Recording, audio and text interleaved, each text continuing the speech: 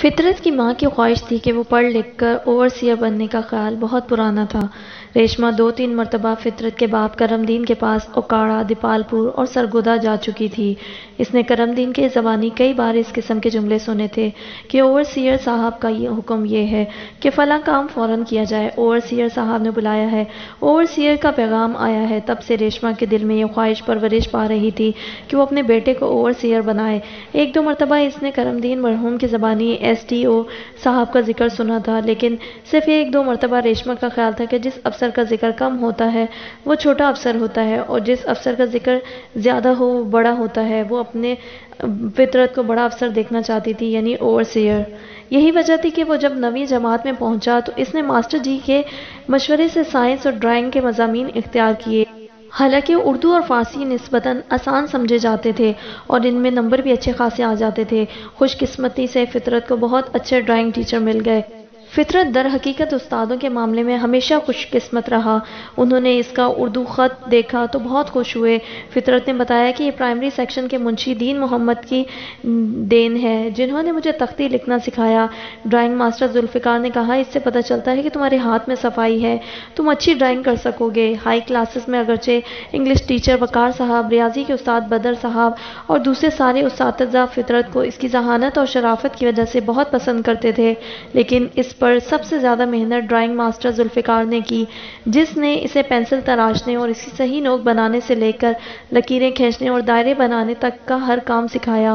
یہ ماسٹر ذوالفقار کی تربیت کا ہی اثر تھا کہ تھوڑے عرصے میں فطرت صاف ستھری لکیریں کھینچنے لگا۔ ماسٹر ذوالفقار اس ہونہار طالب علم پر زیادہ توجہ دینے لگے اور ان کی نگرانی میں فطرت کی صلاحیتیں اور زیادہ چمکنے لگی۔ وہ فالتو وقت میں اپنی پسند کی چیزوں کو ٹیڑھی میڑھی تصویریں بنا کر دیکھتا، کبھی اسکول کے صحن میں کھڑے درخت کی اور کبھی انگلش ٹیچر کی۔ ساتھی لڑکے کئی دفعہ متعلقہ استاد کے پاس شکایت بھی جا کر کرتے تھے کہ ماسٹر جی، فطرت نے آپ کا کارٹون بنایا ہے۔ وہ فطرت کو فوراً طلب کرتے کہ سرزنش کی جائے، اور فطرت سزا سے بچنے کے لیے کبھی کاغذ پھینک دیتا اور کبھی نگل جاتا، کیونکہ اس اسکول میں ڈنڈے برسانے کا بہت فیشن تھا۔ شفیق استاد شفقت پر آتے تو اپنی جیب سے نکال کر یا اپنے کام سے اتار کر قلم یا پینسل بھی شاگرد کو دے دیتے، اور جلا میں آتے تو دونوں ہاتھ باہر نکال کر خوب ڈنڈے برساتے۔ فطرت اپنے استادوں کا ادب بھی بہت کرتا تھا اور ان سے ڈرتا بھی بہت تھا۔ فطرت 10ویں جماعت میں تھا کہ پہلی بار اس کی زندگی میں رومانس کی ہلکی سی آنچ پیدا ہوئی۔ یہ کوئی روایتی قسم کا عشق نہیں تھا جو رومانوی ناولوں یا سستی فلموں میں نظر آتا ہے، بلکہ ایک دھیمی سی آنچ تھی جو 15-16 سال کی عمر میں صرف یہ احساس دلانے کے لیے پیدا ہوتی ہے کہ جوانی دہلیز پر کھڑی ہے۔ زندگی میں پہلی مرتبہ جس لڑکی نے دلچسپی لینا شروع کی وہ نسرین تھی، جسے وہ پچھلے 9 سال سے جانتا تھا۔ ان 9-10 سالوں میں اگرچہ وہ ایک ہی گھر میں رہے، ساتھ ساتھ پلے بڑھے اور عمر کے ایک ہی جتنے سال کھٹے گزارے، لیکن ان کی پرورش کے خطوط بالکل متوازی رہے۔ نسرین صبح کے وقت اپنی پسند کا ناشتہ کرتی، اپنے پسند کے کپڑے پہنتی، کار میں اسکول جاتی اور ہر قسم کے ناز و نام سے فیضیاب ہوتی۔ اس کے برعکس فطرت بچی کچی روٹی باسی یا تازہ کھا کر پیدل اسکول جاتا، میلے گیروی رنگ کے کپڑے پہنتا، اسکول میں کبھی ٹاٹ اور کبھی مٹیالی زمین پر بیٹھتا، دن بھر امیر اور طاقتور لڑکوں کی جھڑکیں کھاتا اور دوپہر کو گندے چہرے اور گندے کپڑوں سمیت واپس سرونٹ کوارٹر میں آ جاتا۔ فطرت نے جب سے ڈرائنگ سیکھی تھی اس کو انسانی چہرے بنانے کا بہت شوق ہو گیا تھا۔ کبھی وہ بوٹا خان کا مونچھوں والا چہرہ بناتا اور کبھی شیخ صاحب کا داڑھی والا نورانی چہرہ۔ اکثر ان چہروں اور اصلی چہروں میں بہت کم مماثلت ہوتی، لیکن فطرت کو یہ اطمینان تھا کہ چہرے کی ہر چیز اپنی جگہ پر ہے، کان کی جگہ پر کان، آنکھ کی جگہ پر آنکھ اور ہونٹ کی جگہ پر ہونٹ۔ اگر آنکھ ذرا بڑی چھوٹی ہو جاتی، ہونٹ ذرا سا لٹک جاتا یا منہ ضرورت سے زیادہ اکڑ جاتی تو اس سے دل برداشتہ نہیں ہوتا، بلکہ ایک کے بعد دوسرا اور دوسرے کے بعد تیسرا چہرہ بناتا رہتا۔ متواتر مشق اور ماسٹر ذوالفقار کی رہنمائی میں چند مہینوں کے اندر اندر فطرت نے اس کام میں اچھی خاصی مہارت حاصل کر لی تھی۔ فطرت نے زندگی میں پہلی مرتبہ دل لگا کر جو پینسل اسکیچ بنایا وہ نسرین کا تھا۔ موٹی موٹی آنکھیں، بھرے بھرے گال، گالوں میں مسکراہٹ کا ہلکا سا گھڑا، بالوں کی لٹ ماتھے پر لٹکتی ہوئی، چہرہ حشاش بشاش۔ فطرت کا خیال تھا کہ وہ ایک تحفے کے طور پر یہ تصویر نسرین کو پیش کرے گا، وہ اس کی داد دے گی، شکریہ ادا کرے گی اور طبقاتی فرق کو بھول کر اس کی محبت کا جواب محبت سے دے گی، لیکن ساتھ ہی ساتھ اسے ڈر بھی لگتا تھا کہ اگر نسرین نے بیگم صاحبہ سے شکایت کر دی تو ان کو گھر سے نکال دیا جائے گا، اس کی پڑھائی کھٹائی میں پڑ جائے گی، اس کی ماں کو نیا ٹھکانہ ڈھونڈنا پڑے گا۔ سوچ سوچ کر اس نے فیصلہ کیا کہ وہ اپنی محبت کے ترجمان یہ تصویر ضرور علیحدگی میں نسرین کو پیش کر دے گا۔ چنانچہ وہ موقع کی تلاش کرنے لگا۔ ایک شام نسرین کی بہت ساری سہیلیاں آئی ہوئی تھیں۔ گھنٹے 2 گھنٹے تک پورے گھر میں ہلچل مچی رہی، چائے، بسکٹ اور کیک استعمال ہوتے رہے، اور فطرت طاق لگائے اپنے کوارٹر میں بیٹھا رہا کہ محفل ختم ہو اور وہ اپنے ارمانوں کا اظہار کرے۔ آخر خدا خدا کر کے پارٹی ختم ہوئی۔ نسرین اپنی سہیلیوں کو الوداع کرنے گیٹ تک گئی۔ جب اندر آنے لگی تو فطرت نے برآمدے کی اوٹ میں فوراً اسے تصویر پیش کر دی۔ اس کے ساتھ ہی اس کا دل دھک دھک کرنے لگا۔ نسرین نے تصویر کو ایک نظر دیکھا اور پوچھا، یہ کس کی تصویر ہے اور مجھے کیوں دکھا رہے ہو؟ نسرین، بھولی نہ بنو، میں نے بڑے ارمانوں کے ساتھ یہ تصویر بنائی ہے۔ مگر کیوں؟ کیونکہ تم مجھے بہت اچھی لگتی ہو، بہت پیاری۔ لمحے بھر کو فطرت سکتے کے عالم میں رہا کہ وہ اس کی محبت کا جواب محبت میں دیتی ہے یا سیدھی جا کر بیگم صاحبہ سے شکایت کر دیتی ہے، لیکن نسرین کا رد عمل کچھ اور ہی تھا۔ اس نے جھڑک کے انداز میں کہا، ہمارے ٹکڑوں پر پلنے والے، ہماری نوکرانی کے پتر، تمہاری یہ مجال، آئندہ ایسی حرکت کی تو کوارٹر سے نکلوا دوں گی۔ یہ جواب سن کر نہ صرف فطرت کے ارمانوں پر پانی پھر گیا بلکہ اسے اپنا مستقبل خطرے میں نظر آنے لگا۔ وہ چپکے سے اپنے کوارٹر میں آ گیا اور نسرین پہلے کی طرح مٹکتی مٹکتی کوٹھی کے اندر چلی گئی۔ 2-3 دن تک فطرت ڈرا ڈرا سا رہا، کوٹھی کی طرف بھی نہ گیا کہ کہیں بیگم صاحبہ کا سامنا نہ ہو جائے، لیکن جب ادھر سے کوئی جھاڑ جھڑک یا سرزنش موصول نہ ہوئی تو وہ سمجھ گیا کہ نسرین نے یا تو اپنی خالہ سے اس کا ذکر نہیں کیا یا پھر خالہ نے اسے کوئی اہمیت نہیں دی۔ بہرحال بات آئی گئی ہو گئی اور فطرت کی اولین رومان کی کلی کھلنے سے پہلے ہی مرجھا گئی۔ البتہ اس واقعے نے حساس فطرت کی طبیعت پر گہرا اثر چھوڑا۔ اس واقعے کے چند روز بعد فطرت اپنے کمرے میں بیٹھا کتاب پڑھ رہا تھا۔ دراصل وہ کتاب پڑھ نہیں رہا تھا، کتاب اس کے سامنے کھلی ہوئی تھی، اس کی نظریں صفحے پر جمی ہوئی تھی، لیکن اس کے خیالات نسرین والے واقعے کے بارے میں گردش کر رہے تھے۔ ذکیہ جو حسب عادت ماں کی چارپائی پر بیٹھی اس کے پاؤں اور پٹھے داب رہی تھی، فطرت کو یوں سنجیدہ بیٹھے دیکھتی رہی۔ اتنے میں سے شرارت سوجی، اس نے ماں سے کہا، امی امی آپ کو ایک تازہ خبر سناؤں۔ فطرت سمجھا کہ وہ واقعہ جسے وہ ہر کسی سے چھپائے ہوئے تھا شاید ذکیہ کو معلوم ہو گیا ہے، کیونکہ ذکیہ کئی دفعہ نسرین کے ساتھ باتیں کرتی دیکھی گئی تھی۔ فطرت نے اس کا منہ بند کرنے کے لیے پہلے ہی کہہ دیا، نہیں امی، یہ یوں ہی بکواس کرتی رہتی ہے۔ کیا ہوا بیٹا؟ ذکیہ بولی، امی میں نے ابھی واقعہ تو بتایا ہی نہیں، فطری کو کیسے معلوم ہو گیا کہ یہ بکواس ہے یا نہیں؟ فطرت نے لقمہ دیا، اس لیے کہ تم رات کو جب بھی کوئی ایسی بات کرتی ہو تو وہ بکواس ہی کرتی ہو۔ کل رات تو میں نے تمہاری ڈرائنگ کی تعریف کی تھی، کیا وہ بھی بکواس تھی؟ بس بند کرو بک بک، مجھے پڑھنے دو۔ میں تم سے کب بول رہی ہوں، میں تو اپنی پیاری امی سے بات کر رہی ہوں۔ فطرت خاموش ہو گیا۔ اس نے نظریں دوبارہ کتاب پر جما دی، لیکن اس کے کان ذکیہ کی طرف تھے۔ ذکیہ اونچی اونچی سرگوشی میں جو فطرت بھی سن سکتا تھا کہا، امی وہ جمعدارنی ہے نا، جمعدارنی؟ ہاں بیٹی، اس کے ساتھ کبھی کبھی ایک بیٹی بھی ماں کا ہاتھ بٹانے آ جاتی ہے نا؟ ہاں آج بھی آئی ہوئی تھی۔ پھر کیا ہوا؟ وہ اکثر آتی رہتی ہے۔ ہوا یہ کہ آج وہ فطری کی طرف بڑے غور سے دیکھ رہی تھی، للچائی ہوئی نظروں سے۔ وہ اس سے شادی؟ فطرت جھلا کر بولا، امی منع کرو اپنی لاڈلی کو، یہ مجھے بھنگنوں کے ساتھ نتھی کر رہی ہے، کمینی کہیں کی۔ بہنوں کو یوں نہیں کہا کرتے بیٹا، تم بھی ایسی باتیں مت کیا کرو ذکیہ۔ انہیں تنبیہ کرنے کے بعد ریشما نے اپنے خوابوں کو الفاظ پہناتے ہوئے کہا، میں تو بہو بیاہ کر لاؤں گی اپنی مرضی سے، خوبصورت پیاری سی تابعدار سی، جو میری خدمت کرے اور میرے فطرت کے ساتھ سجے بھی۔ ستمبر کا مہینہ تھا۔ قوم ابھی ابھی قائد اعظم کا یوم وفات پر انہیں خراج ادا کرنے اور ان کے سنہری اصولوں پر کاربند رہنے کا عہد کر کے فارغ ہوئی تھی کہ ریشما کے چھوٹے سے خاندان پر ایک ایسی آفت آن پڑی جس نے فطرت کے کچے اور حساس ذہن پر دائمی نقوش ثبت کر دیے۔ ہوا یہ کہ 11 ستمبر کو 12 بجے کے قریب ذکیہ کوارٹر سے نکل کر کوٹھی کے باورچی خانے میں گئی، جہاں اس کی ماں دوپہر کا کھانا پکانے میں مصروف تھی۔ ذکیہ کے ہاتھ میں سوئی اور چھوٹا سا دھاگا تھا، جس سے اندازہ ہوتا تھا کہ وہ سلائی کڑھائی کا کام کر کے آئی ہے۔ اس نے ماں سے کہا، امی میز پوش کا درمیانی پھول بناتے بناتے گلابی دھاگا اچانک ختم ہو گیا ہے، میں جا کر بازار سے لے آؤں؟ اس میں جلدی کیا ہے، آرام سے کوارٹر میں بیٹھ، فطری آنے ہی والا ہوگا، تجھے دھاگا لا دے گا۔ امی اسے 2 بجے چھٹی ہوتی ہے، گھر آتے ہی کوئی کام بتائیں تو منہ بسوڑنے لگتا ہے۔ میرے گلاب کے پھول کی صرف 2 پتیاں رہ گئی ہیں، بازار کون سا دور ہے، 5 منٹ کی بات ہے، میں فٹافٹ بابا نور الدین کی دکان سے دھاگا لے کر آئی۔ کھوتے جتنا تمہارا قد ہو گیا ہے، تم سمجھتی کیوں نہیں ہو، دوپہر کے وقت یوں جوان لڑکیوں کا اکیلے بازار جانا اچھا نہیں لگتا۔ واہ امی، آپ بھی کمال کرتی ہیں، آج کل جوان لڑکیاں بازار میں کاریں چلاتی پھرتی ہیں اور آپ اپنی زکو کو دھاگا لینے بازار نہیں جانے دیتی۔ میں کوئی ٹماٹر ہوں کہ کوئی ٹوکری سے اٹھا کر ہڑپ کر جائے گا؟ میں ذکیہ ہوں، ریشما کی بیٹی، جسے لوگ شیرنی سمجھتے ہیں، شیرنی۔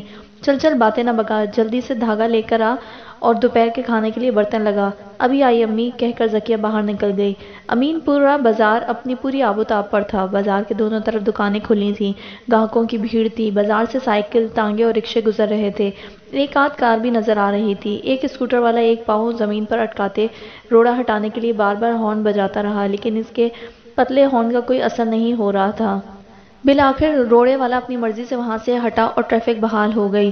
بابا نور الدین کی چھوٹی سی دکان تھی جس میں کڑھائی بنائی کی تقریباً ہر چیز مل جاتی تھی۔ دو تین برقع پوش عورتیں پہلے ہی لیس، ربن اور گوٹا کناری خرید رہی تھیں۔ ذکیہ بھی گندی نالی پر بنی ہوئی سیڑھی کو پھلانگ کر دکان پر جا کھڑی ہوئی۔ بابا نور الدین نے کہا، بیٹی ایک منٹ، ابھی دیتا ہوں، ان بیبیوں کو فارغ کر لوں۔ ذکیہ انتظار کرنے لگی۔ 3-4 منٹ کے بعد ذکیہ چھوٹے سے خاکی لفافے میں گلابی دھاگا سنبھالے دکان سے اتری اور تیز تیز قدموں سے گھر کی طرف روانہ ہو گئی۔ ابھی وہ بازار کی نکڑ موڑ کر گلی میں داخل ہونے والی تھی کہ دو گنڈوں نے اسے اچک کر کار میں ڈال لیا اور عیدگاہ کی طرف بھاگ گئے۔ ذکیہ شور مچاتی رہی، زور زور سے چیخیں مارتی رہی، لیکن گنڈوں نے اس کے منہ میں کپڑا ٹھونس دیا تھا اور فوری اثر کرنے والی کوئی دوا سنگھا کر اسے بے ہوش کر دیا تھا۔ چند لمحوں میں ساری کارروائی مکمل ہو گئی اور کار والے گنڈے نظروں سے اوجھل ہو گئے۔ گاہکوں اور دکانداروں سے بھرے بازار میں کسی نے گنڈوں پر ہاتھ نہ ڈالا، کسی نے ان کا تعاقب نہ کیا۔ ابتدائی لمحوں میں چند لوگ صرف یہ دیکھنے کے شوق میں کہ کیا ہو رہا ہے آگے بڑھے، پستول دے کر پیچھے ہٹ گئے۔ یوں لوگوں کے دیکھتے دیکھتے چند گنڈے جوان ذکیہ کو بھرے بازار سے اٹھا کر لے گئے۔ ادھر ذکیہ کی ماں کو تشویش ہوئی کہ وہ ابھی تک واپس کیوں نہیں آئی۔ اس نے کھانا پکا کر باورچی خانے میں ہی رکھا کہ آقا بیگم صاحبہ کو پیش کرتی ہوں، پہلے ذکیہ کا پتہ کر لوں۔ وہ بازار میں آئی تو دکاندار اور گاہک سہمے ہوئے تھے۔ عجیب دہشت کا سماں تھا، اسے ذکیہ کہیں نظر نہ آئی۔ ریشمہ سیدھی بابا نور الدین کی دکان پر گئی۔ دکاندار نے اسے بتایا کہ ذکیہ ابھی گلاب کا مکمل پھول کرنے کے لیے 2 تولی دھاگا لے گئی ہے۔ کب؟ بس یہی 15-20 منٹ پہلے۔ کیا وہ گھر نہیں پہنچی؟ نہیں۔ اوفو ظلم ہو گیا۔ کیوں بابا، کیا ہوا؟ کیا ہوا؟ ہونا کیا تھا؟ ذکیہ بیٹی کے جانے کے 4-5 منٹ بعد بازار کے اس طرف شور ہوا، 2 فائر بھی سنے میں دکان سے نکل کر پوچھا کہ بھائی کیا ہوا ہے، یہ شور، یہ فائر کیسا؟ تو لوگوں نے بتایا کہ گنڈے کسی جوان لڑکی کو زبردستی اٹھا کر لے گئے۔ خدا نہ کرے کہ یہ ذکیہ بیٹی ہو۔ یہ سنتے ہی ریشمہ نے کوہرام مچا دیا۔ وہ ذکیہ، میری ذکیہ پکارتی، چیختی چلاتی دکان سے نکلی اور بھرے بازار میں اپنا سر اور سینہ پیٹنے لگی۔ وہ زور زور سے بین کرتی جاتی اور ہائے ذکیہ پکارتی جاتی۔ کسی نے آگے بڑھ کر اس کا ہاتھ نہ تھاما، کسی نے اسے تسلی نہ دی، بلکہ ہر کوئی اپنی اپنی جگہ چپ مبہوت اس کا واویلا سنتا رہا۔ وہ اسی طرح بازار سر پر لہراتی، روتی، بین کرتی شیخ صاحب کی دکان پر جا پہنچی، جو دوسری طرف کچہری بازار میں تھی۔ اسے اس حال میں دیکھتے ہی شیخ صاحب اپنے گدے سے اٹھے اور پوچھنے لگے، کیوں بہن، تم کدھر؟ کیا ہوا؟ اب او بھائی میرے، میں لٹ گئی، میں تباہ ہو گئی، میری ساری عمر کی کمائی چھن گئی۔ کیا ہوا بہن، کیا ہوا؟ کچھ بتاؤ تو۔ کیا بتاؤں شیخ صاحب، میں کیا بتاؤں؟ بھرے بازار میں گنڈے ذکیہ کو اٹھا کر لے گئے، میری ذکیہ کو جس کو میں نے بیٹوں کی طرح پالا تھا۔ لٹ گئی، میں تباہ ہو گئی۔ شیخ صاحب یہ واردات سنتے ہی دکان چھوڑ دی اور ریشمہ کو تسلی دیتے ہوئے سیدھے تھانے چلے گئے۔ چھوٹا تھانے دار انہیں دیکھ کر احتراماً کھڑا ہو گیا، دونوں کو کرسی پیش کی، ریشمہ کی زبانی سارا واقعہ سنا، FIR لکھی اور گنڈوں کے خلاف سخت کارروائی کا یقین دلایا۔ ریشمہ نے بےتابی سے پوچھا، کب مل جائے گی میری ذکیہ تھانے دار صاحب؟ بہت جلد ماں جی، بہت جلد، تم فکر نہ کرو۔ شیخ صاحب تمہارے ساتھ آئے ہیں، ہم مغویہ کی بازیابی میں کوئی کسر اٹھا نہیں رکھیں گے۔ میں ابھی تھانہ صدر کو اطلاع کرتا ہوں اور SP صاحب آتے ہیں تو وائرلیس پر تمام سڑکوں کی ناکہ بندی کرواتے ہیں۔ کہاں جائیں گے یہ بدماش؟ ہم فیصل آباد کا چپا چپا چھان ماریں گے۔ میری ذکیہ کب ملے گی مجھے تھانے دار صاحب؟ ریشمہ نے روتے ہوئے فریاد کی۔ بہت جلد ماں جی، بہت جلد، ہم پوری کوشش کریں گے۔ تھانے میں رپورٹ لکھوانے کے بعد شیخ صاحب واپس دکان پر جانے کے بجائے ریشمہ کے ساتھ گھر آ گئے، اپنی بیوی کو سارا واقعہ سنایا۔ اس نے بھی ریشمہ کو گلے لگا کر اس کے ساتھ افسوس کیا اور ذکیہ کی بازیابی کے لیے پوری کوشش کا یقین دلایا، لیکن ریشمہ اس واقعے سے ایسی ہل گئی تھی کہ اس کے آنسو تھمنے میں نہیں آتے تھے۔ اس نے اس دوپہر کو کھانا کھایا نہ شام کو، وہ اس سے اگلے روز بھی ذکیہ کے سوگ میں بھوکی رہی۔ کہیں تیسرے دن بیگم شیخ کے اصرار پر ریشمہ نے رزق کا پہلا نوالا حلق سے نیچے پھینکا۔ فطرت پر اس سانحہ کا اثر کچھ کم نہ تھا، وہ بھی رویا، اس نے بھی فریاد کی، لیکن اپنی ماں کی طرح سرے بازار نہیں، بین کر کر نہیں، سر پر بازو لہرا کر نہیں، بلکہ چپکے آنسو بہا کر، اپنے کوارٹر کے تاریک کونے میں چھپ کر، اندر سے دروازے کی کنڈی چڑھا کر، جو اب شعوری عمر میں داخل ہو چکا تھا اور چند ماہ بعد 10ویں جماعت کا امتحان دینے والا تھا، اس واقعے کو سمجھنے سے قاصر تھا۔ اس کی سمجھ میں نہیں آ رہا تھا گنڈوں نے بھرے بازار میں اتنی عورتوں اور لڑکیوں کو چھوڑ کر صرف ذکیہ پر ہاتھ کیوں ڈالا۔ کیا وہ اس کی طاق میں تھے؟ کیا وہ کسی بھی جوان لڑکی کی تلاش میں تھے اور ذکیہ ہی انہیں ہاتھ آئی تھی؟ پھر اس کو 10 سال پہلے کا واقعہ یاد آ گیا جب اس کے مرحوم باپ نے ایک اجنبی لڑکی کی عزت بچانے کے لیے اپنی جان کی بازی لگاتی تھی۔ آج 10 سال بعد اس کی جوان بیٹی کو سرے بازار اٹھا لیا گیا اور کسی شخص نے اسے بچانے کی کوشش نہ کی۔ کیا 10 سالوں میں انسانی قدریں بدل گئی ہیں؟ کیا اب اس دنیا میں اجنبی لڑکیوں کی عزت بچانے والے کرموں ختم ہو گئے ہیں؟ اسے ان سوالوں کا کوئی تسلی بخش جواب نہیں سوجھ رہا تھا۔ پھر اسے خیال آیا کہ 10 سال پہلے جن گنڈوں نے اس کے باپ کی جھڑپ ہوئی تھی، ان میں سے ایک پکڑا گیا تھا۔ اس پر مقدمہ چلا اور 10 سال کی قید با مشقت کی سزا سنائی گئی تھی۔ کیا وہی ڈاکو آج بدلہ لینے آیا تھا؟ کیا وہ جیل سے چھوٹ کر اسی طاق میں رہا کہ وہ کرموں کی بیٹی کو اغوا کرے اور رہائی کے بعد اس نے پہلا کام یہی کیا؟ انتقام۔ شاید ہمارے معاشرے کی بنیادی قدر معافی اور درگزر نہیں، انتقام ہے۔ نہ معاشرہ چوروں اور ڈاکوؤں کو معاف کرتا ہے اور نہ چور اور ڈاکو معاشرے کو معاف کرتے ہیں۔ اس کے بعد ریشما اور فطرت نے تھانے کے کئی چکر لگائے، کبھی شیخ صاحب کے ساتھ اور کبھی ان کے بغیر، لیکن پولیس نے کچھ نہ کیا۔ ہر دفعہ طفل تسلیاں دے کر اور مغویہ کی جلد بازیابی کا وعدہ کر کے ٹال دیا۔ ایک دن ریشما کو پتہ چلا کہ پولیس کا کوئی بڑا افسر لاہور سے دورے پر آیا ہوا ہے۔ اس نے موقع غنیمت جانا پرانے بکس سے تمغہ نکالا اور سیدھی تھانے پہنچ گئی۔ باہر گیٹ پر ایک کانسٹیبل نے اسے روک لیا۔ ریشما نے چمکتا ہوا تمغہ اسے دکھایا اور کہا کہ صاحب نے مجھے خود بلوایا ہے۔ وہاں اور بھی بہت سے لوگ تھے، پولیس کے چھوٹے بڑے افسر، مقامی انتظامیہ کے لوگ، معززین شہر اور کچھ تماشائی۔ ریشما نے پنجابی زبان میں اپنی داستان غم سنائی اور رو رو کر انصاف کی اپیل کی۔ آئی جی صاحب نے ایس پی سے کیس کے بارے میں پوچھا تو اس نے بڑی تفصیل سے پولیس کی کارکردگی بیان کر دی۔ ساری تفصیل کا خلاصہ یہ تھا کہ 3 ہفتے کی کوشش کے بعد گنڈوں کا کچھ پتہ نہیں چل سکا۔ ریشما مایوس ہو کر تھانے سے باہر نکل آئی تو اس نے تمغہ ڈبیا سمیت گندی نالی میں پھینک دیا۔ صبح چند چھینٹیں پڑنے سے موسم بہت خوشگوار ہو گیا تھا، بادل اب بھی آسمان پر چھائے ہوئے تھے اور لڑکوں نے فائن ڈے کا شور مچا کر کالج بند کروا لیا تھا۔ مزے کی بات یہ تھی کہ فیصل آباد میں کوئی ایسا مقام نہ تھا جہاں اس سے سہانے موسم میں جایا جاتا، لہٰذا فائن ڈے کے بہانے کالج بند کروانے کا مطلب فائن ڈے منانا نہیں تھا بلکہ محض چھٹی کرنا تھا۔ اکثر لڑکے پہلے پیریڈ کے بعد ہاسٹل چلے گئے یا اپنے اپنے گھروں کو روانہ ہو گئے۔ فطرت کا واپس سرونٹ کوارٹر میں جانے کو جی نہ چاہا، لہٰذا وہ کالج کے پیچھے فٹ بال گراؤنڈ میں بیٹھ کر چارلس ڈکنس کا ناول ڈیوڈ کاپر فیلڈ پڑھنے لگا۔ فیصل آباد کا یہ ڈگری کالج لاہور جانے والی سڑک کے کنارے واقع تھا، جس کی وجہ سے کالج کے سامنے بہت شور رہتا تھا۔ البتہ کالج کی عمارت کی پچھلی جانب بڑا سکون تھا۔ ہاکی، فٹ بال اور کرکٹ کے گراؤنڈ بھی اس طرف تھے۔ گراؤنڈ کے آس پاس شیشم اور اونچے اونچے سینئر درخت تھے جنہوں نے طلباء کی کئی نسلوں کو اپنے سائے تلے پڑھتے دیکھا تھا۔ ان درختوں کے نیچے سیمنٹ کے بینچ بنے ہوئے تھے جن پر بیٹھ کر پڑھا بھی جا سکتا تھا اور کھیلوں کے موسم میں میچ بھی دیکھا جا سکتا تھا۔ 2-3 بینچ بیچ میں سے ٹوٹ گئے تھے، ان کی بجری نکل چکی تھی اور زنگ آلود سریا اپنی جگہ صاف نظر آ رہا تھا۔ گراؤنڈ کے اس پار کھیتوں میں الگ تھلگ کالج ہاسٹل واقع تھا جس میں مختلف دیہات سے آنے والے لڑکے بڑی خوشی سے ٹھہرتے تھے اور بی اے یا بی ایس سی کر کے چلے جاتے تھے۔ فطرت ناول کی دنیا میں پوری طرح مگن تھا کہ کسی نے چپکے سے اس کے دائیں کندھے پر ہاتھ رکھ دیا۔ یہ ارشد تھا جو حال ہی میں اس کا دوست بنا تھا اور چند ہفتوں کے اندر اندر اس کے بہت قریب آ گیا تھا۔ وہ فطرت اور اس کی زندگی میں گہری دلچسپی لیتا تھا۔ اگرچہ پچھلے 3 سالوں میں فطرت نے کالج میں کئی دوست بنا لیے تھے، نواز، محمود، غفور، صاحب داد، رحیم پیرزادہ اور نصیر تارڑ، لیکن وہ ارشد کو سب سے نیا اور سب سے قابل اعتماد دوست سمجھتا تھا۔ ارشد فیصل آباد کے ایک کھاتے پیتے صنعتی خاندان کا چشم و چراغ تھا۔ اس کے خاندان میں نوکری کرنے کا رواج نہ تھا بلکہ وہ نسل در نسل دوسروں کو نوکر رکھتے آئے تھے۔ ایسے گھرانوں کے بعض بچے بہت ہی الجھے ہوئے ہوتے ہیں اور بعض بہت سلجھے ہوئے۔ ارشد کا شمار سلجھے ہوئے متین لوگوں میں ہوتا تھا جو پڑھائی میں بھی سنجیدہ تھا اور عمومی رویے میں بھی۔ شاید طبیعتوں کی یہ متانت ہی ارشد اور فطرت کو ایک دوسرے کے قریب لے آئی تھی۔ ارشد کے آتے ہی فطرت نے ناول اٹھا کر کے گھاس پر رکھ دیا اور ارشد کا ہاتھ کھینچ کر اسے اپنے ساتھ گھاس پر بٹھا لیا۔ ارشد نے کہا، تم ہر وقت افسانوی دنیا میں کھوئے رہتے ہو۔ سچ پوچھو تو مجھے افسانوی کردار بالکل اچھے نہیں لگتے، ان سے کہیں دلچسپ کردار ہماری حقیقی زندگی میں مل جاتے ہیں۔ فطرت نے کہا، اگر تم ادبی بحث کے موڈ میں ہو تو میں تمہیں بتا سکتا ہوں کہ افسانوی کردار حقیقی زندگی کے کرداروں سے کہیں زیادہ حقیقی ہوتے ہیں۔ ہنسن نے اپنی کتاب ادب سے ایک تعارف میں لکھا ہے کہ یار چھوڑو ان کتابی باتوں کو، تم مجھے اپنی بقیہ کہانی سناؤ۔ چھوڑو بھائی، میری کہانی میں کیا پڑا ہے؟ ہم سے کہیں زیادہ ستم رسیدہ لوگ اس دنیا میں موجود ہیں، بلکہ اس اسلامی جمہوریہ پاکستان میں رہتے ہیں۔ کس کس کی سٹوری سنو گے؟ کس کس کے ساتھ ہمدردی کرو گے؟ مجھے فی الحال اپنے عزیز اور جگری دوست فطرت کی سٹوری میں دلچسپی ہے۔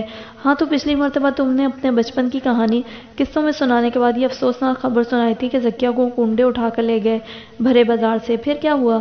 ہونا کیا تھا؟ زکیہ کو واپس ملنا تھا، نہ ملی، اور شیخ صاحب نے بھی کچھ نہیں کیا۔ ان سے جو کچھ ہو سکتا تھا انہوں نے کیا۔ مجھے ساتھ لے کر کئی مرتبہ ایس پی صاحب کے پاس گئے، وزیر اعلیٰ، آئی جی پولیس اور گورنر صاحب کو تار بھجوائے۔ ان تاروں کا کچھ اثر ہوا؟ اثر کیا ہوتا؟ وہ تاریں گھوم پھر کر دوبارہ ایس پی اور اسی تھانے دار کے پاس پہنچ جاتی اور وہ اپنا بنا بنایا جواب بھیج کر کارروائی پوری کر دیتے۔ گویا زکیہ بہن کو آپ لوگوں نے رائٹ آف کر دیا۔ کیسی باتیں کرتے ہو ارشد؟ کبھی بہنوں کو بھی رائٹ آف کر سکتا ہے کوئی؟ یہ تو ایسا زخم ہے جو کبھی مندمل نہیں ہوگا۔ یہ بوجھ تو میں ساری عمر اپنے سینے پر اٹھائے پھروں گا۔ ارشد نے موضوع بدلتے ہوئے کہا، پڑھائی پر تو اثر نہیں ہوا۔ اثر ہو، لیکن اس حد تک کہ میرے استادوں کو توقع تھی کہ میں پنجاب میں فرسٹ آؤں گا، لیکن میں صرف ہائی فرسٹ ڈویژن میں پاس ہو سکا۔ 850 میں سے 719 نمبر آئے۔ میری اس کامیابی میں ڈرائنگ ٹیچر ذوالفقار صاحب کا بڑا ہاتھ تھا۔ یا وہ بڑے عظیم ٹیچر تھے۔ یہی وہ استاد تھے جنہوں نے مجھے سکھایا کہ پینسل سے لکیر کھینچتے وقت کلائی کو کس زاویے سے گھمانا چاہیے اور دائرے کی گولائی میں کن کن باتوں کا خیال رکھنا چاہیے۔ کہنے کو تو وہ صرف ڈرائنگ سکھائی، بلکہ اپنے پاس سے ڈرائنگ کے اعلیٰ نمونے بھی دکھائے جو انہوں نے اپنی تربیت کے دوران حاصل کیے تھے۔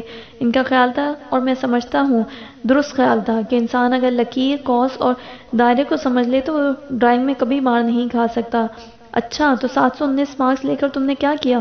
کرنا کیا تھا؟ میری والدہ کی شروع سے خواہش تھی کہ میں پڑھ لکھ کر اوورسیئر بنوں، اور میں نے اس مقصد کے لیے میٹرک میں ڈرائنگ لی تھی، لیکن ذوالفقار صاحب نے میری ایسی تربیت کی کہ مجھے کاغذ پر لپٹی ہوئی لکیریں جاندار دکھائی دینے لگیں، قوسوں سے مجھے کسی نامکمل چیز کا احساس ہونے لگا، اور دائرے میں مجھے پوری کائنات نظر آنے لگی۔ میرا جی چاہا کہ میں اور پڑھوں، آرٹسٹ بنوں، غریبوں اور ستم زدہ لوگوں کے غموں، اندھوں اور محرومیوں کی عکاسی کروں، لیکن یہ باتیں میری ان پڑھ ماں کی سمجھ سے بالا ہیں۔ لیکن بھلا ہو شیخ صاحب کا کہ انہوں نے مجھے مارکس دیکھ کر کالج میں میرے داخلے کی حمایت کر دی اور میری ماں کو بھی قائل کر لیا۔ ارشد خاموشی سے سنتا رہا۔ کالج میں پہنچ کر میں نے آرٹس میں داخلہ لے لیا۔ میری جہالت کا یہ عالم تھا کہ میں آرٹس کو آرٹ کی جمع سمجھتا تھا۔ میرا خیال تھا کہ میں آرٹس پڑھ کر تمام فنون پر حاوی ہو جاؤں گا، لیکن کالج میں آ کر جب مضامین کا انتخاب کرنا پڑا تو ان میں معاشیات، معاشرتی علوم، اسلامیات اور فارسی وغیرہ شامل تھے۔ میں نے لازمی انگریزی کے علاوہ تاریخ، معاشرتی علوم اور اردو کا انتخاب کر لیا۔ میری اردو ویسے بھی بہت اچھی تھی۔ میں انٹر میں جن استادوں سے پڑھتا رہا، ان میں پروفیسر رضوی نے مجھے سب سے زیادہ متاثر کیا۔ وہ انگریزی کے استاد تھے، لیکن اردو اور فارسی ادب سے بھی واقف تھے۔ فنون لطیفہ کے بارے میں بھی ان کا مطالعہ بہت وسیع تھا۔ ان کا لیکچر سنتے وقت یہ امتیاز کرنا مشکل ہو جاتا تھا کہ وہ انگریزی ادب پڑھا رہے ہیں یا تاریخ، ثقافت۔ وہ کالج میں صرف 2 سال رہے اور ڈاکٹریٹ کے لیے کیمبرج چلے گئے۔ مجھے خوشی ہے کہ 3rd ایئر میں آ کر مجھے پروفیسر یوسف جیسے عالم و فاضل استاد نصیب ہوئے۔ سچ پوچھو تو انہوں نے پروفیسر رضوی کی کمی پوری کر دی۔ انہوں نے نہ صرف اچھی کتابوں کی طرف میری رہنمائی کی، بلکہ اپنی ذاتی کتابیں بھی مستعار دیں۔ میں سمجھتا ہوں کہ میں اب جو کچھ بھی ہوں پروفیسر رضوی اور پروفیسر یوسف جیسے مہربان استادوں کی وجہ سے ہوں۔ پھر کیا ہوا؟ پھر کیا ہونا تھا؟ 3rd ایئر میں تم جیسے ہونک دوستوں سے پالا پڑا، اور مزید 1.5 سال تمہیں برداشت کرنا پڑے گا۔ اس مذاق پر دونوں کہکا لگاتے ہوئے اٹھ کھڑے ہوئے اور شیشم کے بلند و بالا درختوں کے نیچے خشک پتوں پر چلنے لگے۔ خشک پتوں پر چلنا دونوں دوستوں کی مشترکہ ہابی تھی۔ جب وہ بازو میں بازو ڈالے قدم بقدم خشک پتوں پر چلتے اور وہاں سے دھیمی دھیمی صدائیں آتی تو یہ دونوں دوست بہت محظوظ ہوتے۔ آج بھی وہ یہی مزہ لے رہے تھے تو فطرت نے کہا، ارشد یار، ہم کتنے خود غرض ہیں، یہ انکشاف تم پر اچانک کیسے ہو گیا؟ ان پتوں پر چلتے چلتے ہمارے قدموں سے جو آواز آ رہی ہے، مجھے یوں محسوس ہوتا ہے کہ گرے بڑے پتوں کا احتجاج ہے، اشرف المخلوقات انسان کے خلاف، تمہارے اور میرے رویے کے خلاف۔ لیکن ہم اپنے لطف کی خاطر ان پتوں کو کچلے چلے جا رہے ہیں۔ ارشد نے ایک تھپا فطرت کے کندھے پر مارا اور کہا، فلاسفر صاحب نکل آؤ ان خیالوں سے، حقیقی زندگی میں آؤ، حقیقی زندگی میں۔ اس کے ساتھ ہی ارشد اسے کھینچ کر اپنے اسکوٹر تک لے آیا اور کہنے لگا، آؤ تمہیں گھر چھوڑ دوں ورنہ زرد پتوں کی چیخوں میں کھوئے رہو گے۔ فطرت نے اس کی پیشکش قبول کر لی۔ بی اے میں فطرت نے فلاسفی اور پولیٹیکل سائنس لے رکھی تھی۔ فنون لطیفہ اس کا اختیاری مضمون تھا۔ انگریزی ویسے ہی لازمی تھی۔ اپنے طبعی رجحان کی وجہ سے فطرت انگریزی ادبیات اور فلاسفی میں گہری دلچسپی لیتا تھا، لیکن پولیٹیکل سائنس اسے خشک مضمون لگتا تھا۔ اس مضمون کو سال ڈیڑھ سال پڑھنے کے باوجود وہ اس سے لطف اندوز نہ ہو سکا۔ اس مضمون کے خلاف اس کا بنیادی اعتراض یہ تھا کہ درسی کتابوں میں پولیٹیکل سائنس کی جو تھیوری پڑھائی جاتی ہے، اس کا پاکستانی سیاست سے کوئی تعلق نہیں۔ ہابس، لاک، روسو اور لاسکی وغیرہ کسی ایسی دنیا کی باتیں کرتے تھے جو ابھی پاکستان میں تخلیق نہیں ہوئی تھی۔ ایسے معاشرے میں جہاں جہالت اور غربت کی فراوانی ہو، وہاں ووٹ کی تقدس، پارلیمانی نظام، جمہوری اقتدار کے احترام اور ووٹوں کے زور پر حکومتیں بنانے اور توڑنے کا سوال ہی پیدا نہیں ہوتا تھا۔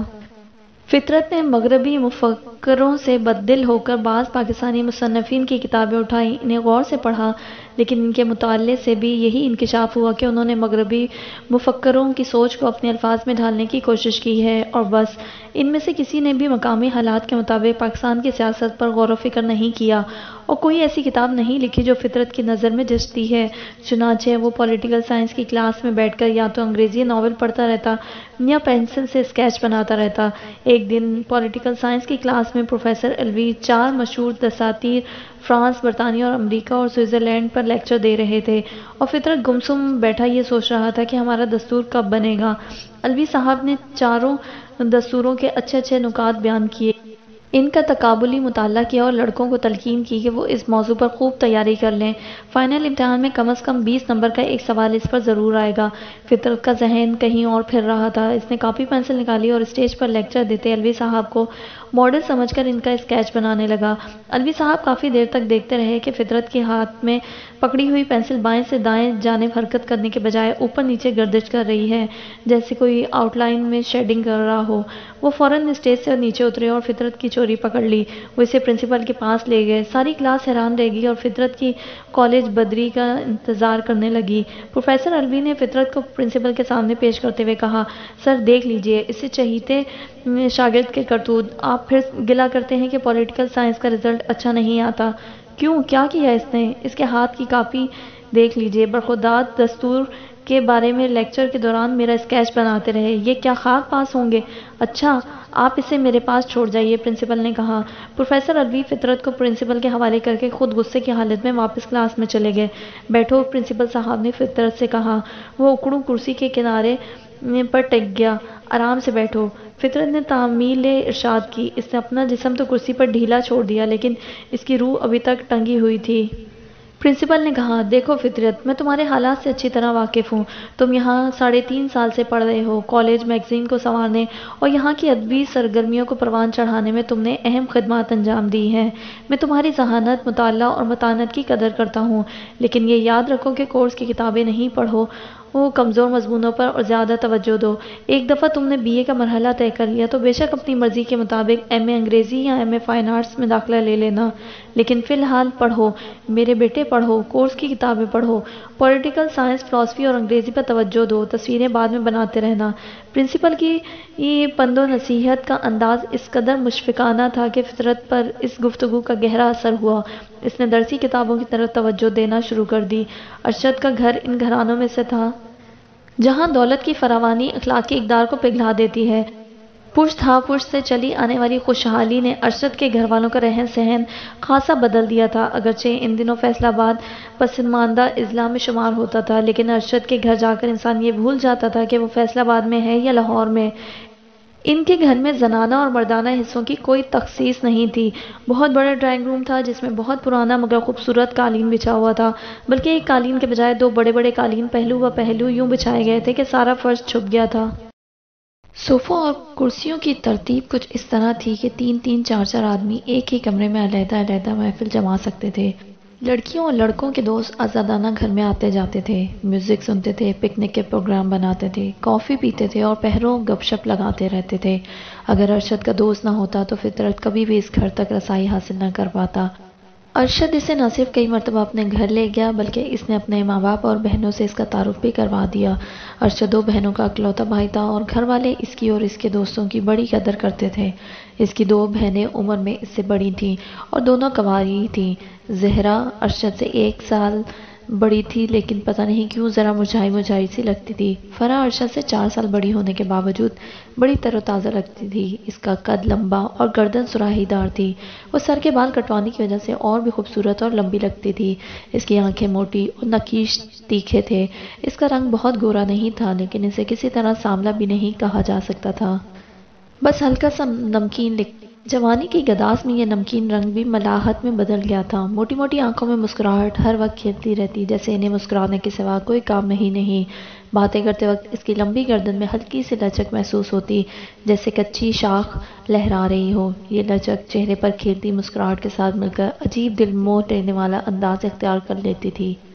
یہ میرے دوست اور کلاس فیلو فطرت ہیں، بہت اچھے آرٹسٹ اور پامسٹ۔ ارشد کی زبانی یہ تعارف سن کر اس کی دونوں بہنیں خوشی سے کھلکھلا اٹھی۔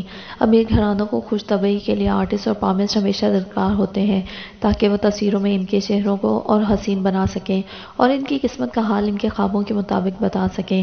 دونوں بہنوں نے فوراً اپنی اپنی خواہشات کا اظہار کر دیا۔ میں پورٹریٹ بنواؤں گی، زہرا نے کہا۔ میں قسمت کا حال پوچھوں گی، فرح نے گردن کو لچک دی۔ بھائی ٹھہرو تو، فطرت پہلی بار آیا ہے اور آخری مرتبہ تو نہیں آیا یہاں، اکثر آتا رہتا ہے اور آتا رہے گا۔ میں نے سوچا آج ان سے آپ لوگوں کا تعارف کروا دوں۔ کیا یاد کرو گی کہ بھائی رکھتے تھے اور وہ بھی مجھ جیسا؟ ارشد نے خود ستائی میں تقریر کی۔ اس روز تو فطرت کی جان جلدی چھوٹ گئی اور وہ چائے وغیرہ پی کر گھر واپس چلا آیا، لیکن اگلی ملاقاتوں میں مصوری اور پامسٹری کا اصرار بڑھنے لگا اور فطرت نے دونوں احکامات کی تکمیل شروع کر دی۔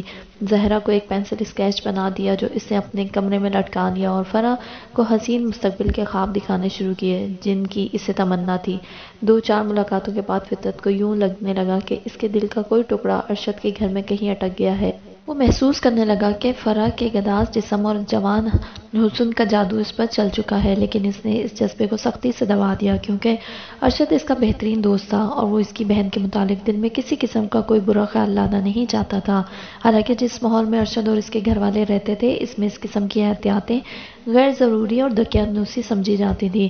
ایک دن قسمت کا حال بتانے کے لیے فطرت نے فرح کا ہاتھ اپنے ہاتھ میں پکڑا تو اسے چھوڑنا ہی بھول گیا۔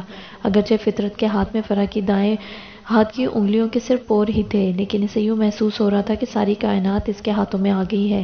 اس نے قسمت کا حال جاننے کے بہانے فرح کی ہتھیلی کے ابھاروں کو دبایا۔ وہ دب کر دوبارہ اپنی جگہ پر آ گئے اور خون کا دورہ بھی بحال ہو گیا۔ فطرت کو یہ ہاتھ بہت گداس اور نسوانی حرارت سے بھرپور لگا۔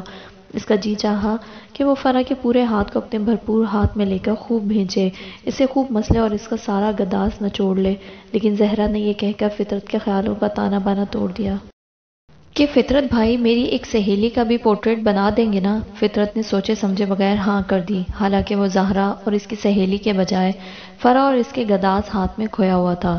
جو فطرت کا ارشد کے گھر آنا جانا بڑھتا گیا اس کے اضطرار میں اضافہ ہوتا گیا۔ اسے یوں محسوس ہونے لگا کہ اس کے دل کے تار کہیں الجھ گئے، لیکن اسے اچانک نسرین کا خیال آیا جس نے اس کی معصوم محبت کو اس طعنے کے ساتھ ٹھکرا دیا تھا کہ وہ ایک نوکرانی کا بیٹا ہے اور سرونٹ کوارٹر میں رہتا ہے۔ یہ حقیقت تو فرح کو بھی معلوم تھی۔ فطرت نے سوچا کہ ارشد کے گھر والے شیخ صاحب سے بھی زیادہ امیر ہیں، اگر اس سے اظہار محبت کی جرت کی تو پتہ نہیں فرح کی طرف سے کیا جواب ملے، لیکن آغاز جوانی میں اس کے جذبات اتنے شدید تھے کہ کوشش کے باوجود اپنے آپ کو فرح سے الگ نہ کر سکا۔ ایک دن وہ ارشد کے گھر گیا تو فرح لان میں بیٹھی فیشن میگزین دیکھ رہی تھی۔ فطرت نے ارشد کے متعلق پوچھا تو فرح نے روایتی مسکراہٹ اور بولتی آنکھوں سے اسے بتایا کہ وہ کسی دوست کو ریلوے اسٹیشن پر چھوڑنے گیا ہے، آتا ہی ہوگا، تم آؤ بیٹھو۔ وہ لمحے بھر کو جھجکا، پھر جرأت کر کے فرح کے پاس خالی کرسی پر بیٹھ گیا۔ اکیلی بیٹھی ہیں آج؟ گھر والے کسی کے ہاں گئے ہیں، کوئی منگنی کا چکر ہے، میرا موڈ نہیں تھا، میں نے اپنی سہیلی کو فون کر دیا تھا، اس نے فوراً آنے کا وعدہ کر لیا تھا، لیکن خبیث ابھی تک آئی نہیں۔ کس کی منگنی؟ میری نہیں، کم از کم میں اتنی بات اعتماد سے کہہ سکتی ہوں۔ فطرت نے اسے ایک حوصلہ افزا اشارہ سمجھا اور ذرا جرأت کر کے کہا، اگر آپ برا نہ منائیں تو کیا میں پوچھ سکتا ہوں کہ آپ نے ابھی تک اپنی منگنی یا شادی کیوں نہیں کروائی؟ تم تو آرٹسٹ ہو فطرت، تم جانتے ہو ہر شخص کا کوئی نہ کوئی آئیڈیل ہوتا ہے۔ ہاں ہوتا ہے، آپ کا آئیڈیل کیا ہے؟ ایک خوش ذوق، خوش پوش نوجوان جسے ادب، شاعری اور پامسٹری کا شوق ہو، باتیں کرے تو اس کے منہ سے پھول جھڑے۔ لان میں بیٹھے تو لان سجے، ہارڈی، ڈنکنز، شیکسپیئر، شیلے اور کیٹس کی باتیں کرے، اور وہ دیکھنے میں بھی ہینڈسم ہو، باروب ہو۔ فطرت دل ہی دل میں اس پیمانے کے مطابق اپنے آپ کو پرکھتا رہا اور ہر نوجوان کی طرح اپنے آپ کو ہینڈسم، خوش ذوق اور خوش پوش سمجھتا رہا۔ کیا میں آپ کا ہاتھ دوبارہ دیکھ سکتا ہوں، یہ معلوم کرنے کے لیے کہ ایسا نوجوان میری قسمت میں ہے یا نہیں؟ فرح نے کہا۔ یہی سمجھ لیں۔ فرح نے بہت سی مسکراہٹوں اور گردن کے ہلکے سے خم کے ساتھ اپنا ہاتھ آگے بڑھا دیا۔ آج فطرت نے فرح کا ہاتھ ایک نئے انداز سے پکڑا، جیسے انگریزی فلموں یا ڈراموں میں ایک شہزادی کا ہاتھ تھامتا ہے اور پھر حسینہ سے اپنی آرزو کا اظہار کرتے ہوئے شہزادی کے ہاتھ کو اپنے ہونٹوں تک اٹھاتا ہے اور اسے بوسہ دیتا ہے۔ شہزادی مسکرا کر ڈیوک کی پیشکش قبول کر لیتی ہے۔ شاید فطرت اسی قسم کے خیالوں میں گم تھا۔ اس نے فرح کا ہاتھ اپنے ہاتھ میں لیا، جھک کر اسے بوسہ دے دیا، محبت اور احترام سے بھرا بوسہ۔ فرح نے غصے اور تکبر سے بھرا ہوا تھپڑ فطرت کے منہ پر دے مارا اور سختی سے، ذلیل کمینے، گھٹیا لوگوں کو منہ لگاؤ تو ان کا دماغ خراب ہو جاتا ہے، کمینہ کہیں کا، دفعہ ہو جاؤ یہاں سے۔ وہ یہ کہہ کر اٹھی اور تیز تیز قدم اٹھاتی کوٹھی کے اندر چلی گئی۔ فطرت فوراً باہر نکل آیا۔ اچھا ہوا کہ ابھی تک نہ ارشد ریلوے اسٹیشن سے واپس آیا تھا، نہ فرح کی سہیلی پہنچی تھی۔ نسرین کے بعد فطرت کی غربت پر یہ دوسرا تماچا تھا۔ بی اے کے امتحان بخیر و خوبی ختم ہوئے تو امیر لڑکوں نے مختلف پروگرامز بنانا شروع کر دیے۔ ارشد نے تو شروع سے ہی کسی پروگرام میں شرکت کرنے سے معذرت کر لی، کیونکہ اس کے ابا جی ٹیکسٹائل کی نئی مشینری خریدنے انگلینڈ جا رہے تھے اور وہ ارشد کو ساتھ لے جانا چاہتے تھے تاکہ وہ ابھی سے اس کام میں دلچسپی لینے لگے۔ ویسے بھی بی اے کرنے کے بعد ارشد اپنے والد کے کاروبار میں عملی طور پر شریک ہونے والا تھا۔ ان دنوں ایسے گھرانوں کے لیے بی اے تک کی تعلیم کافی سمجھی جاتی تھی۔ بہت سے لڑکوں نے مری جانے کا پروگرام بنایا، چند ایک کاغان جانے کا سوچ رہے تھے۔ فطرت کے دوستوں کا خیال تھا کہ شہروں کے ہنگاموں سے دور کافرستان جایا جائے تاکہ ذرا مزہ بھی آئے گا۔ نواز محمود اور تارڑ تجویز کی حمایت میں تھے۔ نواز نے، جس کا سارا خاندان ٹرانسپورٹ کے شعبے سے متعلق تھا، یہ پیشکش کی کہ میں اپنے ٹرانسپورٹ پول میں سے ایک کار لے لوں گا۔ ابا جی نے پہلے ہی مجھ سے وعدہ کر رکھا ہے کہ امتحانات کے بعد وہ میری خواہش کے مطابق مجھے سیر کے لیے بھیجیں گے اور کار پر بھیجیں گے۔ اگر میں آپ لوگوں کا بتاؤں گا تو وہ اور خوش ہوں گے کہ میں آوارہ گردی نہیں کروں گا اور آپ لوگوں کی حفاظت میں رہوں گا۔ پتہ نہیں اب تک وہ میری حفاظت کے متعلق کیوں پریشان رہتے ہیں، جیسے میں کوئی بچہ ہوں۔ باقی سب لڑکوں نے چندہ جمع کیا، نواز نے گھر سے کار لے لی اور یوں چاروں دوست فطرت، نواز محمود اور تارڑ کا کافرستان روانہ ہو گئے۔ انہوں نے راستے میں راولپنڈی اور پشاور میں پڑاؤ کیا اور تیسرے روز چترال پہنچ گئے۔ وہاں انہوں نے ٹریجمیر ہوٹل میں قیام کیا اور وادی کافرستان میں جانے کے لیے جیپ کا بندوبست کرنے لگے، کیونکہ اس سے آگے کار نہیں جا سکتی تھی۔ اسی ہوٹل میں ایک غیر ملکی ٹورسٹ پارٹی ٹھہری ہوئی تھی، جنہوں نے جیپوں کا بندوبست تو کر لیا تھا لیکن کسی مقامی یا پاکستانی اتھارٹی کی تلاش میں تھے، کیونکہ انہی دنوں ایک اخبار میں کسی غیر ملکی سیاح کے قتل کی خبر چھپی تھی، جس سے غیر ملکی باشندے ذرا محتاط ہو گئے تھے۔ چنانچہ اس پارٹی نے ان نوجوانوں کی میت کو غنیمت جانا اور ایک ساتھ وادی کی سیر کا پروگرام بنا لیا۔ ٹورسٹ پارٹی 8 افراد پر مشتمل تھی، 4 مرد اور 4 عورتیں جو آپس میں میاں بیوی نہیں تھے، بس سیر و تفریح کے لیے ایک گروپ کی شکل میں نکل آئے تھے۔ ان میں سے ایک چھریرے بدن کی مس کرسٹی تھی، جو کبھی نرسنگ کے پیشے سے متعلق رہی تھی اور اب مکھیوں اور مچھر کے اس پورے ملک میں پورے گروپ کے ساتھ ان کی صحت کا خیال رکھنے پر مامور تھیں۔ چاروں مردوں اور چاروں عورتوں کے نام اور تلفظ یاد رکھنا فیصل آباد کے ان لڑکوں کے لیے ذرا پیچیدہ مسئلہ تھا، اس لیے انہوں نے اپنی مرضی سے ان کے نام رکھ لیے۔ ذرا فربا جسم والی کا نام مس گول گپا رکھ دیا اور پتلی دبلی کا نام مس بھنڈی توری، اور ایک لڑکی جو ذرا رسیلی تھی اس کا نام مس گلاب جامن کہنے لگے، اور جو سب سے بد شکل تھی اس کا نام شاہ پری رکھ دیا۔ اسی طرح مردوں کے نام بابا لومڑ، انکل کیک پیس اور مسٹر پول والٹ رکھ دیے۔ ان مردوں میں سے جو سب سے بڈھا تھا اور باری باری ساری لڑکیوں کو دیکھتا رہتا تھا، اسے بابا ٹھرکی کہنے لگے۔ یہ ولایتی لوگ جو سیر و تفریح کے لیے نکلے تھے ان نئے ناموں سے بڑے محظوظ ہوئے۔ کبھی کبھی وہ ان کا مطلب پوچھتے تو فطرت یا نواز غلط سلط ترجمہ کر کے انہیں کوئی حسین سا مطلب سمجھا دیتے۔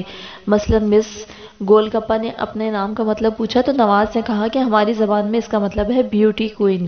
مس گول گپا اپنی تعریف سن کر اور گول گپا ہو گئی۔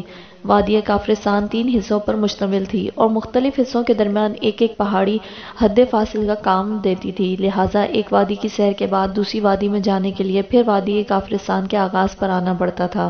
پہلا دن تو فیصل آبادی لڑکوں نے ان غیر ملکی سیاحوں کے ساتھ خوشی خوشی گزار لیا، لیکن جب دوپہر کو انہیں بسکٹ، پنیر اور کافی پر گزارا کرنا پڑا تو روٹی، سالن اور لسی کے عادی لڑکوں کو ان کے ساتھ رہنا گھاٹے کا سودا لگا۔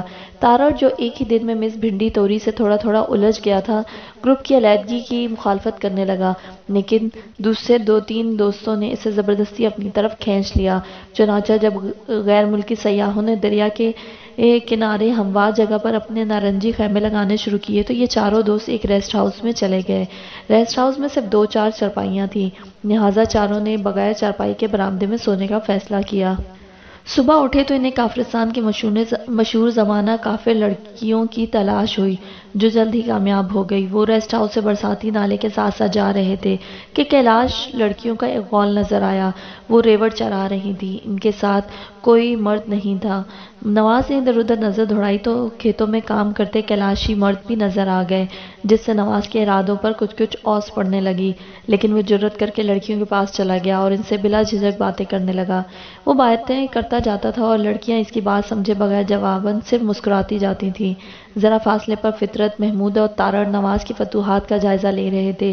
نواز نے واپس آ کر رپورٹ دی کہ وہ غیر مردوں سے قطعاً نہیں کتراتی، بلکہ بات کرتے وقت برابر مسکراتی رہتی ہیں۔ انہیں کسی قسم کا حجاب نہیں، چاہو تو اپنی مرضی کی لڑکی کا انتخاب کر سکتے ہو۔ فطرت نے کہا، ہاں بچوں، کھلی چھٹی ہے، جو چاہے کرو، لیکن اس کافر نوجوانوں کا خیال رکھو جو کلہاڑی سے اخروٹ کا درخت کاٹتے ہوئے بار بار ہماری طرف دیکھ رہے ہیں۔ اس کی ایسی کی تیسی نواز نے پنجابی بھڑک کا مظاہرہ کیا۔ آگے گئے تو ایک جگہ 3-4 کافی لڑکیاں برساتی نالے میں کپڑے دھو رہی تھیں اور ان میں سے کوئی 100 گز دور ایک حسینہ چٹان پر بیٹھی بال سکھا رہی تھی۔ نواز نے کہا، تارڑ تم ذرا لیٹ ہو گئے۔ کیسے؟ وہ تو اب بال سکھا رہی ہے، محمود نے کہا۔ دنیا امید پر قائم ہے۔ محمود نے کیمرہ کھولا اور فطرت چٹان پر بیٹھی حسینہ کے پاس جا کھڑا ہوا۔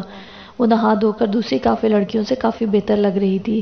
اس کے جسم سے ریوڑ چرانے والی لڑکیوں جیسی بدبو بھی نہیں آ رہی تھی، لیکن فطرت نے محسوس کیا کہ اس پر کوئی روپ نہیں تھا۔ اس کے نقش تیکھے مگر گال پچکے ہوئے تھے، آنکھیں موٹی لیکن کسی قسم کی امید یا اشتیاق سے آری۔ فطرت نے لڑکی کے ساتھ کھڑے ہو کر پوز بنایا اور محمود کی کھٹ سے تصویر اتار لی۔ چٹان پر بیٹھی حسینہ نے فوٹو کا معاوضہ طلب کرنے کے لیے دستے سوال پھیلا دیا۔ بخشش بابو بخشش۔ فطرت نے اتنے سادہ اور بے داغ حسن کو یوں ہاتھ پھیلاتے کبھی نہیں دیکھا تھا۔ دوسرے روز وہ افغانستان کے بارڈر کی طرف نکل گئے، جہاں سرحد سے کوئی 10-12 میل ادھر ایک غیر ملکی ٹیم کیلاش لڑکیوں کے ڈانس فلما رہی تھی۔ 6 لڑکیاں اپنے قبائلی لباس پہنے ایک دوسرے کے بازو میں بازو ڈالے دھیمے قدموں پر ناچ رہی تھیں اور درمیان میں 2 مفلوکے حال کیلاش مرد بنسری اور ڈھولک بجا رہے تھے۔ فیصل آباد پارٹی بھی وہاں کھڑی ہو گئی۔ نواز، محمود اور فطرت تو لڑکیوں اور ڈانس کو دیکھنے لگے اور تارڑ ڈانسنگ پارٹی کے پیچھے چلا گیا تاکہ کسی طرح فلم میں اس کا فوٹو بھی آ جائے۔ فلم کے پروڈیوسر نے ہاتھ کے اشارے سے اسے وہاں سے ہٹ جانے کو کہا اور وہ کھسیانہ ہو کر واپس آ گیا۔ ایک روز وہاں گھومتے ہوئے ایک چترالی شخص فیصل آباد پارٹی کو مل گیا۔ اس نے اپنا تعارف کراتے ہوئے کہا کہ وہ سیزن میں ادھر اکثر پھیرا لگاتا ہے تاکہ باہر سے آنے والے مہمانوں کی خدمت کر سکے۔ پتہ چلا کہ وہ مترجم کا کام بھی انجام دیتا ہے اور مقامی رسم و رواج کے بارے میں ضروری معلومات بھی فراہم کر سکتا ہے۔ یہ چاروں لڑکے اسے لے کر گھاس کے ایک تختے پر بیٹھ گئے۔ اس نے پہلے تو وہ معلومات دہرائی جو وہ سفید فام سیاحوں کو مہیا کرتا رہتا تھا۔ پھر اس نے کہا کہ آپ کی کوئی خدمت۔ نواز نے کہا کہ پنجاب میں وادی کافرستان کے بارے میں بڑے عجیب و غریب کہانیاں مشہور ہیں، مثلاً یہ کہ ہمارے یہاں کی وادی ہی نہیں لڑکیاں بھی بڑی حسین ہوتی ہیں اور بہت سستی مل جاتی ہیں۔ ہاں، آپ نے صحیح سنا ہے، لڑکیاں بہت مل جاتی ہیں اور سستی مل جاتی ہیں، لیکن بدکاری کے لیے نہیں، شادی کے لیے۔ محمود نے پوچھا، وہ کیسے؟ اس نے جواب دیا، وہ یوں کہ آپ کو چلتے پھرتے جو لڑکی پسند آ جائے اس کے مالک سے رابطہ کیجئے، شادی کا وعدہ کیجئے اور اپنے ذمہ دارانہ رویے کا یقین دلائیے اور بھاؤ چکا لیجئے۔ آج کل کیا ریٹ ہوگا اچھی قبول صورت لڑکی کا؟ نواز نے پوچھا۔ پہلے تو 2-33 روپے میں لڑکی مل جاتی تھی، اب وہ 1,500-2,000 کی بات کرتے ہیں۔ محمود نے تارڑ کو چھیڑا، کیوں ہے موڈ تارڑ دی گریٹ؟ نہیں یار، سودا مہنگا ہے فی الحال۔ فطرت نے اس مذاق کو رد کرتے ہوئے سنجیدہ سوال کر دیا۔ لیکن مجھے تو ان 4 دنوں میں ایک بھی لڑکی ایسی نہیں ملی جو صحیح معنوں میں حسین ہو۔ سارا قصور غربت کا ہے بابو جی۔ یہاں کی لڑکی پر 14-15 سال کی عمر میں جوانی کا شائبہ سا آتا ہے اور جاڑے کی دھوپ کی طرح جلدی ڈھل جاتا ہے۔ یہاں کی عورت خوراک کی کمی کی وجہ سے 25-30 سال کی عمر میں ہی بوڑھی ہو جاتی ہے۔ اگر شادی ہو جائے تو 17-18 سال کی عمر میں ایک بچے کی پیدائش ہی اس کی جوانی کو ختم کر دیتی ہے۔ فطرت سوچتا رہ گیا کہ پاکستان کی حسین و جمیل وادی، جس کے دور دور تک چرچے ہیں، کس قدر افلاس کی ماری ہوئی ہے، جہاں باپ چند سو ٹکوں کے عوض اپنی بیٹی کو اجنبی مردوں کے ہاتھوں فروخت کرنے کو تیار ہو جاتا ہے، اور یہاں بھوک و افلاس کا یہ عالم ہے کہ حسینہ فوٹو کھنچوانے کے بعد بھیک کے لیے ہاتھ پھیلا دیتی ہے۔ نواز نے کہا، فلاسفر صاحب کن خیالات میں کھو گئے؟ باقی پارٹی تو کب کی جا چکی ہے، اٹھو چلیں۔ وہ بھی واپس ریسٹ ہاؤس چلے گئے۔ 7ویں روز فیصل آباد کی یہ چاروں دوست کافرستان کی تیسری اور آخری وادی میں اترنے لگے تو انہیں پہاڑی کی چوٹی نارنجی رنگ کے خیمے نظر آنے لگے جو دریا سے ذرا ہٹ کر ہموار زمین کے خطے پر نصب کیے گئے تھے۔ سب نے تقریباً ایک زبان ہو کر اپنے مشاہدے کا اعلان کیا۔ وہ رہے ولایتی لوگ، بابا ٹھرکی اور مس گول گپا وغیرہ۔ اگرچہ پہلے دن کے تجربے کے بعد وہ ان سے الگ ہو گئے تھے، لیکن چترال شہر سے وادی تک کا سفر کے دوران اور پہلے دن کی مشترکہ سیر میں ان کا آپس میں اچھا خاصا تعارف ہو چکا تھا۔ انہوں نے فیصلہ کیا کہ ان سے دوبارہ رابطہ قائم کیا جائے۔ وہ پہاڑی سے اترے تو وادی کے کنارے پتھروں کے بنے ہوئے ایک ہٹ میں چلے گئے جہاں ایک چوکیدار موجود تھا۔ انہوں نے کہا، بابا لوگ اس وادی میں کچھ کھاتے پیتے ہیں؟ ہاں بیٹا، کیوں نہیں، کھائے پیے بغیر کیسے زندہ رہیں گے؟ وہ کیا کھاتے ہیں یہ دیکھیں نا، موسمی پھل، خوبانی، سیب، لوکاٹ، اس کے علاوہ یہاں مکئی ہوتی ہے اور چترال سے گندم بھی آ جاتا ہے۔ مگر آپ کیوں پوچھ رہے ہیں؟ نواز نے آگے بڑھ کر کہا، بابا سیدھی بات یہ ہے کہ ہمیں بھوک لگی ہے اور تھک بھی گئے ہیں، کھانے کا کچھ بندوبست ہو سکتا ہے؟ ہاں بابو جی، پیسے سے سب کچھ ہو سکتا ہے۔ نواز نے جیب سے 10-10 روپے کے 3 نوٹ اس کے حوالے کیے اور کہا، یہ لو بابا، کیا کھاؤ گے بابو جی؟ بس جو مل جائے، مرغ، مرغی، بکرا، بکری، اگر کچھ نہ مل سکے تو آلو، دال یا سبزی، سب بھوک لگی ہے۔ فکر نہ کریں آپ، کس وقت کھانا کھائیں گے؟ جس وقت تیار ہو جائے۔ وہ سب کھانا کھا کر نارنجی خیموں کی طرف چلے گئے۔ ولایتی لوگوں نے کیمپ لگانے کے لیے بڑی اچھی جگہ کا انتخاب کیا تھا۔ صاف ستھرے خطۂ زمین کے ارد گرد پھلدار درختوں کا جھنڈ تھا اور درختوں کے جھنڈ سے پھوٹنے والے چشمے کا ٹھنڈا اور تازہ پانی خیموں کے پاس ایک نالی میں سے گزرتا ہوا دریا میں جا گرتا تھا۔ نواز نے چشمے کے پانی کو چھوا اور فوراً اپنا ہاتھ کھینچ لیا جیسے اسے بچھو نے کاٹ لیا ہو۔ محمود چیخا، نواز کیا ہوا؟ یار یہ تو بہت ٹھنڈا پانی ہے، انتہائی ٹھنڈا۔ سب دوستوں نے باری باری پانی کو چھوا اور نواز کی طرف فوراً پیچھے کھینچ لیا۔ البتہ تارڑ نے بہادری دکھانے کے لیے انگلی گرتے پانی کے نیچے رکھ دی اور کہا، یار ٹھنڈا تو ہے لیکن اتنا ٹھنڈا نہیں۔ دوسروں نے کہا، ہاں ضد اور ڈھیٹ پن پر ٹھنڈا یا گرم کچھ اثر نہیں کرتا۔ سب نے مل کر کہکا لگایا اور خیمہ بستی بھی ان کی طرف متوجہ ہو گئی۔ انہوں نے دور سے ہاتھ ہلا کر ہائے ہائے کہا اور ان لڑکوں نے جواباً ہاتھ سے اشارہ کیا کہ ہم آپ ہی کی طرف آ رہے ہیں۔